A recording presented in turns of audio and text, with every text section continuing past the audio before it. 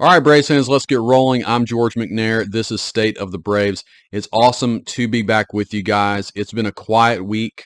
If you've been checking the news wires, checking Twitter, checking MLB trade rumors, that sort of things, there just has not been a lot of movement really throughout baseball, but especially for the Braves over this week. And, some think that maybe this is the quiet before the storm. I kind of fall into that category. Others out there are saying maybe the Braves have pretty much done what they're going to do, and all of these rumors of them bringing in a big name is pretty much is dead with the signing of Aaron Nola. I'm not sure about that.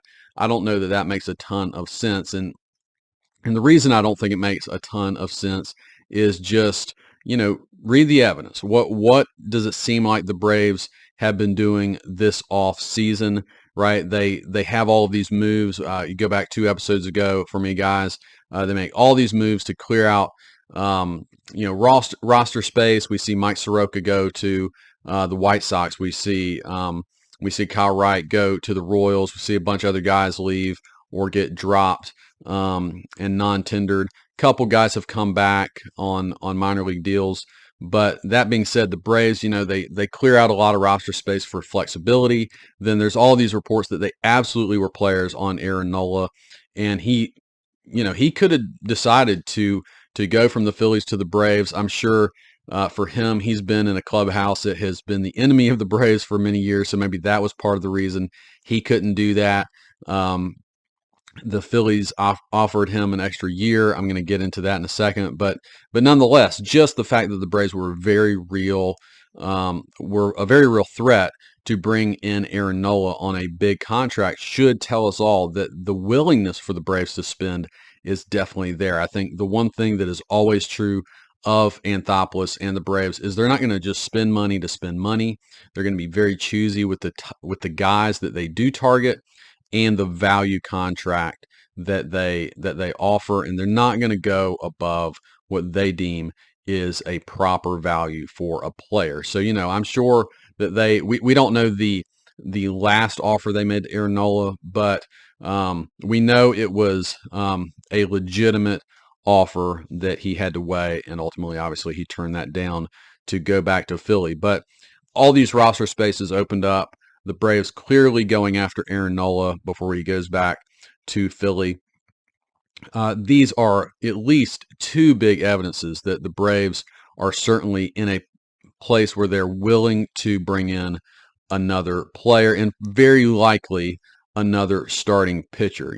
So I don't think there's any guarantees here. I don't know that there's just one position the Braves are going to fill and that's it. But I do think if you had to bet on a big-time player coming back on a big contract for the Braves, it would be a starting pitcher. We've talked about that being really probably the most obvious need for the Braves. Of course, they're coming off a season in which they had a historically great offense. Now, the one other obvious need for the Braves is left field. I've talked a lot about the potential of Vaughn Grissom sliding into left field. You could bring in another, lower, not low quality, but at least a guy on a lower end contract for left field, or they could go bigger in left field. And so that's another area they could shift to if the starting pitching market kind of closed down on them. And I also think, and of course, my last episode was all about Shohei Ohtani. So I also think that they are one of the many teams meeting with Ohtani during these couple weeks here. And, so again, is it likely the Braves are going to bring in Shohei Ohtani? No, but I do think it's at least something they're exploring. And obviously, if Ohtani came to the Braves, that would probably totally change their plans for the remainder of the offseason. So it's just they are juggling a lot of different possibilities here in the Braves front office. And anything could happen, guys, and it could happen at any time. We could literally not hear anything for the next several weeks, or we could get a news flash tonight. I mean, anything could certainly happen. So since starting pitching is the most likely target for the Braves, let's go ahead and analyze the state of the current pitching market, starting pitching market, since Aaron Nola is off the board. And what I want to do in this episode is attempt to predict who the Braves are targeting and maybe how they're prioritizing who is on their list and who is their top priorities on the starting pitching market. So, guys, we have talked in the past about most of these names that I'm going to mention today. This is kind of a different way to do a deep dive on the starting pitching market. And of course, Aaron Nola obviously was the Braves' top target since it's already been reported that they offered him this big contract, which he turned down. So since they have been, rejected by Aaron Nola, they have to move on and shift into like what, who is their next top target. We don't know that for sure. Some names have been floated that the Braves are interested in Sonny Gray. They've been connected lightly on some other names, but we really don't know exactly who the Braves would be prioritizing at this point. But first, let's look at the Nola deal really quickly. So Nola goes back to the Phillies on a 7-year, $172 million contract with a full no-trade clause. The Braves, it has been reported that the Braves and Dodgers were very real suitors for Nola, and that the Braves supposedly offered a 6-year, $162 million contract, which actually is a higher AAV than what Philly ended up giving him. Of course, it's $10 million less overall. So, Philly has been doing that on several of their contracts. They're willing to give 1 or 2 more years on the back end to get the guy to sign. I don't really fully agree with that type of those contracts. I don't know if it's great stewardship by their GM for the future of the Phillies. I mean, they're going to have some really old and gray Phillies. In about 8 years, you've got an old Aaron Nola, you've got an old Bryce Harper, you got some old players in there. So anyways, he goes back to Philly, right? But the Braves gave a very legitimate 6-year, $162 million offer. And then apparently they gave him a final offer that was more than that. Of course, we don't know how much more it was. We don't have that number. But it is certainly guaranteed that the Braves would not go to a 7th year for him. And, the Braves are well known to not give no trade clauses. So that's certainly something that I'm sure was in the Phillies' favor on this one. There's some talk lately that the Braves are nearing their max budget. I mentioned that already. Some of their beat writers have kind of wondered if the Braves are actually able to go out and make a big move. But the fact that the Braves offered this kind of money for Nola seems to go against that report. And it certainly looks like the Braves are willing to shell out some real money to add a big arm in their rotation. So after the Nola deal happened, the Braves, just a couple days later, signed Reynaldo Lopez to a 3-year, $26 million deal with a 4th-year option. So Lopez has been one of the best relievers in baseball over the last 2 years. He's been in the big leagues longer than that. So he was a starting pitcher before he was converted to a reliever.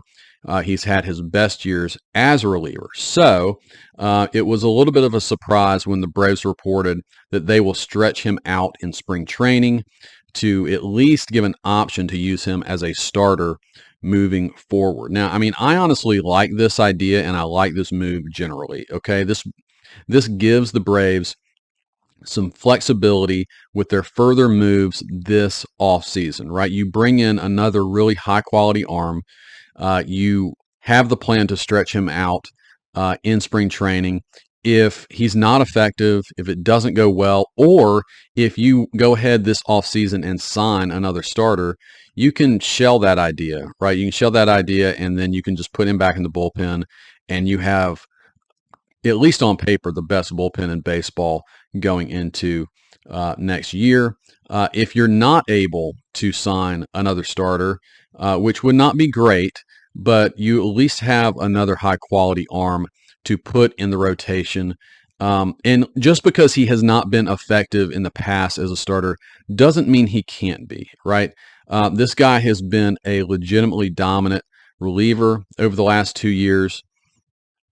So certainly he could be that again, or he could be a pretty good starting pitcher again. I mean, basically, when he was moved to the bullpen, this happens with some guys, but their stuff plays up. He gained 3 or 4 miles per hour on his fastball, and he stopped using his changeup as much. So he basically became close to a two-pitch pitcher with his fastball and slider. And those pitches are pretty dominant. So if he were to go back to a starter, does all that go back down? Maybe a little bit. But maybe there's some things that he's learned over the last couple of years that he can bring back to being a starter and doing it more effectively. Another side bit of news for Lopez is he had eye surgery a couple years ago, right as he was transitioning to the bullpen. And so, there's some question marks as to how that impacted his effectiveness. But yeah, I mean, maybe just the fact that he can see a little better has made him more effective as a pitcher. So he does have around a 4.70 career ERA as a starter. That's not great. Could he improve that by a run? If he's a 3.70 ERA type of guy in the starting rotation, that's a solid number three guy in your rotation. And I mean, I think it is certainly within the realm of possibility that he could become that. So the fact is, this is a classic Alex Anthopoulos move, right? It is a high value move with a lot of flexibility as to what Lopez could give you. If he is simply a dominant reliever at 3 years, $26 million with a fourth-year option, that's a really good contract. And if he turns into a number three starter in your rotation, that is an incredibly good contract. Obviously, a good starter is more valuable than a really good reliever. And so, hey, maybe that will happen. We don't know. The other part of this flexibility is we don't know what's going to happen with the Braves rotation past 2024, with Charlie Morton and Max Fried potentially going. So again, having a guy like Lopez who you can extend out into a starter again is really, really beneficial to have. So quality pitching depth. I really do like this move. All right, guys. So the rest of this episode, again, we're going to do a deep dive into the pitching options out there on both the free agent and trade markets. But I wanted to talk about Nola first, and then I wanted to talk about the addition of Lopez because it gives us a little more idea of where the Braves stand in not only what they're willing to offer for a high quality pitcher like Nola, but also their needs, right? At least they don't feel desperate for another arm by bringing in Lopez, but this move doesn't preclude them from basically doing whatever they plan to do for the rest of this off season. Whoever they might bring in, signing Lopez, I don't think keeps you from doing anything. So that's good. So the areas that I'm considering, and if you guys watched my last episode as I broke down the Ohtani stuff, I'm going to do something similar with this episode and this evaluation. So again, I'm trying to be non-biased towards one guy. I mean, I have the guys that I do like, but I really tried to blindly go back and weigh the value of each of these guys. And what I'm trying to do is predict where the Braves are going to land in terms of who they might target this off season. So the areas that I'm looking at is risk factor. So what's their age? Plus, do they have any kind of bad injury history? Contract value, which would include the length of the contract, but also the annual AAV if that has to be really high. What's the guy's performance ceiling? So is this guy a legitimate number one or a number two starter? Is he more like a number three starter? Innings that they can provide. Some of these guys have barely ever pitched over 120 innings in a season, where some of them are just solid. They'll give you 180 to 200 innings every year. The cost. So cost is more about the total money of a contract or the prospects you might have to give up in a trade. And then other factors that can kind of be all over the place with, other things to consider for each of these guys. So what I'm going to do, just like I did in my previous episode, is I'm going to give you guys some visuals of this breakdown and how I'm valuing each of these guys as we try to predict where the Braves might go in the starting pitching market this offseason. All right, guys, hopefully you can, if you're on YouTube, you can see my screen and you can see the beautiful table that I've created for you. I know my buddy David out there is particularly excited with with this. So I know he's going to appreciate it. I hope some of you guys do as well, especially if you're visual people, as you are going to see how I'm breaking down the starting pitching market. And remember, what I'm trying to do in this one, last time with Ohtani and that breakdown, I was kind of trying to figure out how Ohtani was viewing his options and which team he might go to. In this scenario, what I'm trying to do is get into the head of the Braves and figure out who they might value the most and try to predict where their priorities lie in the pitching market today. All right, so with each of these categories, and how this is how I'm working at this time, right? Each category is judging each pitcher at a rate of 1 to 4, a value of 1 to 4, 1 being the best, 4 being the worst. Okay, so the pitcher with the lowest total ends up being the best target for the Braves. So hopefully that's very clear. So let's go ahead and go into this. And I think my lowest guy of the 9 that I'm choosing to really dive into might surprise you a little bit. So you can see here my lowest guy of the 9 that I'm going into is Blake Snell. So Blake Snell, of course, coming off of 2 Cy Young awards. Well, one earlier in his career, then one this past year he just won. Snell at his best is a really, really good pitcher, but he has his issues, and his primary issue is control and not being incredibly efficient. He's kind of your classic new age kind of pitcher where, he might give you 5 or 6 really good innings, but he very rarely will go deeper than that just because he's not efficient. He'll put a lot of guys on base. He's hard to hit, but he'll put a lot of guys on base. And so over time, that can tax your bullpen. And so you can see here with what I have of Snell, if you look at the innings category, he ranks 3 out of 4. So again, not great. 1 being the best. He ranks 3 out of 4 there because he really is putting more pressure on your bullpen. Performance ceiling is 1, right? He is a legitimate ace when he is at his best, and Braves fans might particularly really care about that with all the things that have happened over the course of the last two playoffs, right? And the Braves, I'm sure, care about that as well. But the thing is, his contract is going to be really expensive. So if you look at this category of contract value, he's going to require a long contract and high AAV, right? High per year dollars. MLB Trade Rumors has him getting something like 7 years and well over $200 million, maybe closer to $250 million. That's a big contract for Snell, and for a guy who's 31 years old, right? He's not super young, and you're going to be paying him big money into his late 30s. And the risk here, right? So I have him with a risk number of 3 out of 4. Is it's not so much that I'm worried about him getting hurt, though of course that can happen to any pitcher, but as he ages, will he be able to keep that really dominant stuff intact, which gets him out of all these jams because he has bad control, or say spotty control, maybe not bad control, but if he, as he gets 35, 36, 37, if his stuff starts to wane, which it does for everybody, is he going to be able to continue to be an effective pitcher and get out of jams? And I really question that. So I personally wouldn't really want to give Snell a long-term contract for that primary reason. So, so he scores badly on here with the risk factor, the contract value, innings, cost, right? He's going to be really high cost. And here's the thing with his cost. I just want to mention this.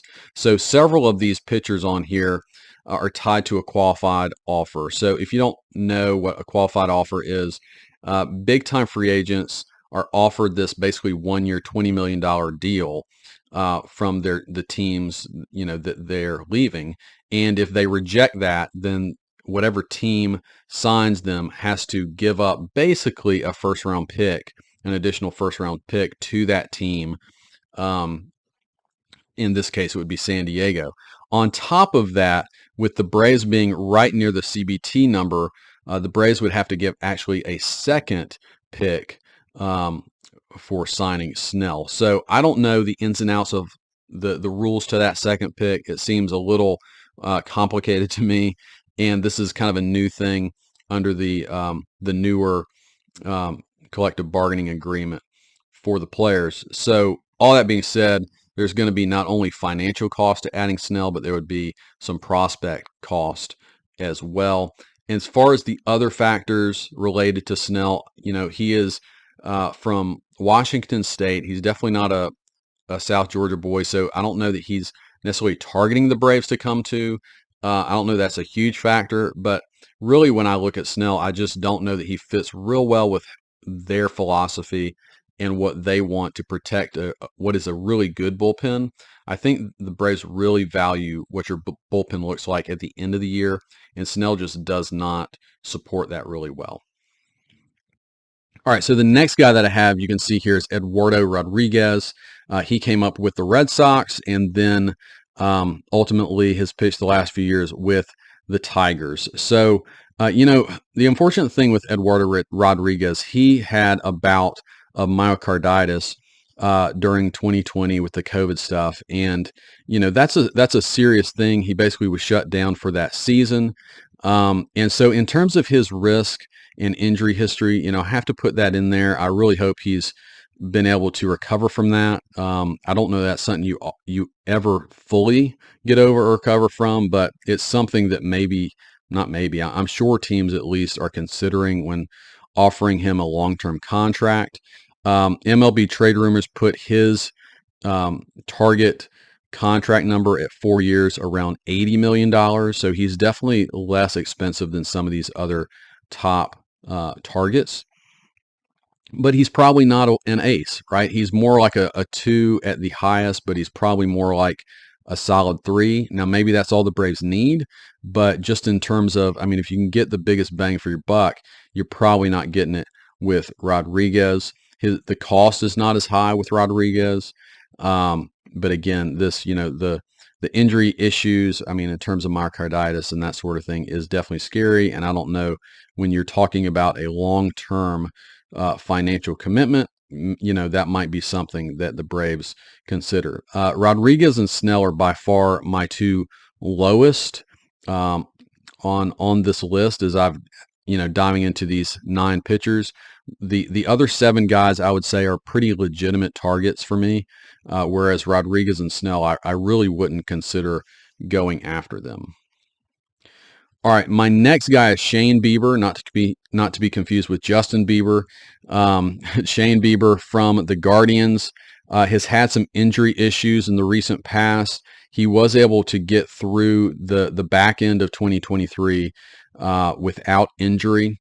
I think his stuff, this guy won a Cy Young in 2020. His stuff has come back a little bit since he's had some arm issues. So certainly that's something to be aware of. Now, in terms of risk, even though he's had arm issues, I scored that pretty well for him simply because if you got Bieber, he's on the last year of his arbitration contract. So there's not a ton of risk to Bieber and not a ton of cost to that as well. Again, though, with his performance coming back a little bit, I don't know if you would be able to rely on him to be more than maybe a 3 starter. And you really can't rely on consistent innings from him at all because he really didn't give that to you last year either. I just don't know what kind of health he's bringing to the table, but he won't cost a ton. Maybe one decent prospect to get him. So I think he's a very legitimate target simply in the fact that he might be able to be gotten for not much. All right, and my last guy here in the bottom tier, the lower tier of these pitchers is Tyler Glasnow. Now, Glasnow is kind of like Snell in that at his best, he's a dominant, true ace type of a pitcher, but he hasn't really been able to stay healthy. The dude, I mean, has never had more than about 120 innings pitched in any season, and he's 30 years old. I mean, he is not a young guy, so he's just never been able to provide Tampa Bay with consistent innings. When he's on the mound, he's really good, but he's just not on the mound consistently. So I think that is something the Braves would really have to worry about, or at least consider. Now, in terms of his contract, he is entering the last year of his contract, 1 year, $25 million. This was an extension he signed with the Rays. So, it's expensive, but it's 1 year. So that means the cost to get him is relatively low in terms of prospects you might have to give up. But again, the risk, it's kind of like Bieber. There's been some injury, back and forth, but he's only on a 1 year contract. So your overall risk is not that high, which is why Glasnow is, if you could hit him at the right time and he was healthy for the playoffs, he would be awesome to have. It's just not a guarantee that he would be there for you. All right, well, let's move into the top tier of the guys I'd like to target for the Braves, or at least who I think the Braves might target. All right, so Jordan Montgomery, of course, guys, if you watched the playoffs this year in the World Series, you saw Montgomery. He really proved himself. He had one bad start, but for the most part, he was really good in the playoffs. And I think he solidified himself as being a legitimate, 2 or 3 starter in the big leagues. I think he's always been questioned because there's not one thing that he does that really blows you away, but he is very solid. I mean, that's probably the word to use for Jordan Montgomery. So as you can go through here, right, he's pretty much an innings eater. He has been over the last 3 years. He's going to cost you some money. He might be a little under what the Phillies paid for Aaron Nola, maybe 1 year less. I think MLB Trade Rumors had him at 6 years, $150 million. The only thing with Montgomery, if the Braves consider him kind of like a 3 starter, would they be willing to give 6 years, $150 million to Montgomery? I don't know. I don't know the answer to that.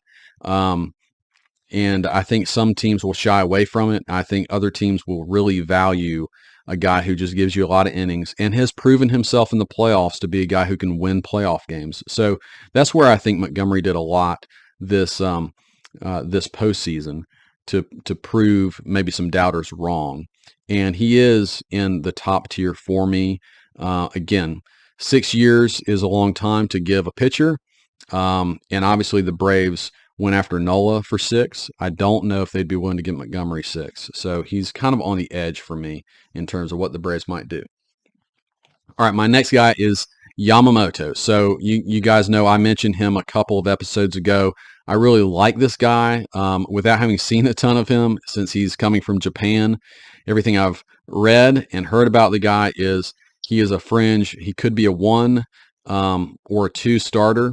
Probably 2 or maybe 3 at worst, but most people think he's probably at least a 2 starter in the big leagues. He's only 25 years old, which makes him really unique in this entire group. You would be signing him for probably 8 or 9 years. And he's only 25. These other guys, they're 30, 31 years old, and you're maybe signing them for 6 or 7 years. So it's kind of a different animal when you're really talking about the contract that Yamamoto would be signing. And so that's why when I talk about contract value, you might see here, I'm actually really valuing what you might be able to sign Yamamoto for. The length is really long, but the AAV for a guy that could be a 1 or 2 starter, if you're talking about $25 million a year, which is what MLB Trade Rumors has him at, I think that actually is tremendous value. Now, apparently his his market is really hot right now. So if there's a ton of teams in on him and a team throws a lot more money at Yamamoto, then maybe that value goes away. But just the fact that you'd be signing a guy at 25 years old to be with you for 8 or 9 years, even if he has some injuries during that time, that value is still really high. He's been a pretty good innings eater for Japan. Their seasons are not quite as long, so he's never hit 200 innings there. It's more like 160, but he's proven that over the last several seasons that he can get to that number. And so again, his cost, he is not connected with a qualifying offer having come from Japan, but you do have to pay a posting fee since he's coming from Japan. So there's additional cost to that. The other factor that you have to consider with Yamamoto, it came out that he will prefer to play or to sign with a team that has at least one other Japanese player on the team. I guess, it just makes him more comfortable to enter a team that has another Japanese player on it. Braves obviously do not. So how hard and fast will he stick to that? I don't really know, but that is probably a negative for the Braves.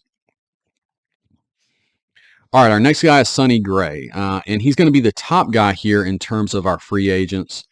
So again, I was trying to do this as blindly as possible, guys, and just come up with the numbers at the end. And so I've talked about Gray being, my preference of who I would target for the Braves. And so the fact that he comes up here as the top free agent is encouraging to me. Again, he's an older guy. He's 34. But he's probably only going to ask for a 3 to 4 year contract. He was second in AL Cy Young voting last year. It's his best season he's ever had, but that tells you his ceiling is a true ace. I put him as a 1.5 because maybe his normal season is maybe a little below what he just did. He's been decent with innings, but really he's more like 150 innings. So he's not what I would call an innings eater over the course of most of his career, but he did get to 180 this past year. Now, cost is fairly high because, again, he is connected to a qualifying offer.